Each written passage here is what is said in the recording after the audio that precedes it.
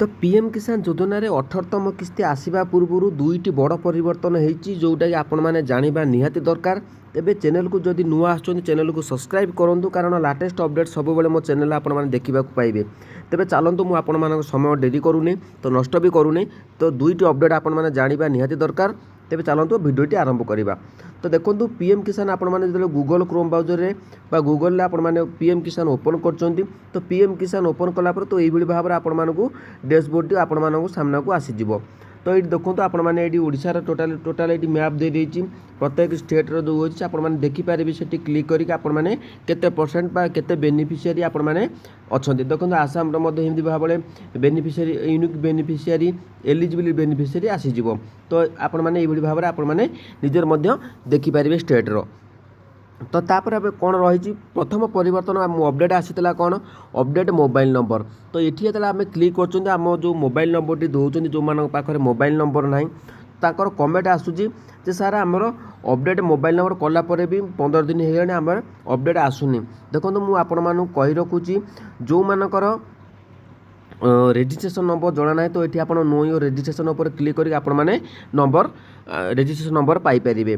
तो देखो जो मैंने मोबाइल नंबर अपडेट करुँचे आपण मानक देखो प्रथम जो साइट अपडेट आसला तो निश्चित भाव में जो सरकार घोषणा पोर्टाल अपडेट देदेले तो निश्चित भाव में आपण मैंने नंबर टी चेंज कर तो ओटीपी आसी आपण मैंने नंबर टी चेंज कर जो मानकर मोबाइल नंबर नाला भूली जाते जो नंबर टी हजि जाता तो नुआ नंबर दौरान तो मिनिमम तार 1.5 मास पाखापाखि आपण मानक अपेक्षा करने को पड़ो कारण पोर्टाल अपडेट बर्तमान चली तो पूरा क्लीयर अपडेट आसी ना जहाँफल कि आपण मैंने 10-15 दिन हो गला आपण अपडेट देते जहाँफल आपण मानकर मोबाइल नंबर टी लिंक होनी किंतु आपण मैंने अपडेट देते मैंने 100% आपण मानकर ता अपडेट हो बुझीपारे। तो से आपण मानू कहली जो दुईटी बड़ परिवर्तन तो यही जो आपण मैंने आपण मैंने आउ थे भी अपडेट करवा दरकार नहीं ऑटोमेटिक आपण मानकर अपडेट नहीं जीव कारण 18तम किस्ती खूब शीघ्र मिलवाक जाऊँगी जिते साइट्र अपडेट काम चलो तो निश्चित भाव में आप नंबर टी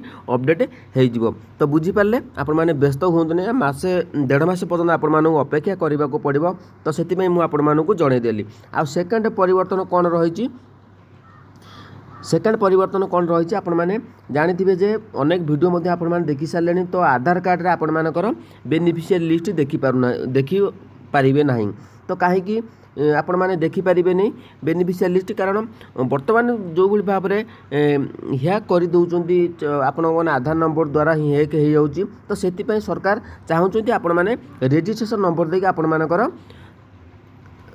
स्टाटस चेक करें। तो आगुरी कौन थे आधार नंबर देकी आपने देखिपारे तो बुझीपारे ये दुईटी बड़ परिवर्तन होती किंतु अनेक चाषी भाई मैंने जो मैंने बुझीपारती तो से जो आधार कार्ड आप सॉरी आपण मैंने जो नंबर अपडेट करुले तार हो पार जहाँफल अनेक कमेंट आसूला तो से आपण मानक जनईदेली किंतु ये जो दुईटी परिवर्तन होती जोटा कि आपण मानक मंगल पाई कारण आधार कार्ड द्वारा अनेक बेनिफिशियरी मैंने तो से अकाउंट हैक होता जहाँफल कि अनेक किसी असुविधार सम्मुखीन होते तो ताद्वारा सरकार से को बंद कर देइचंती।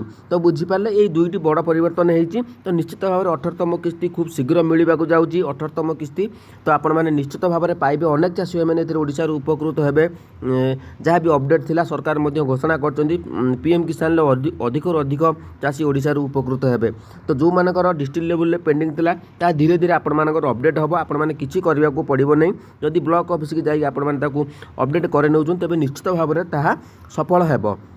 जदि आउ किसी पीएम किसान योजना जानवा चाहूँगी तेज आपण मैंने कमेंट माध्यम आपंकर मतामत दिंतु जदि अपडेट आपण मानक भल लगे तो कमेंट निश्चित भाव में आपंकर मतामत दिंतु।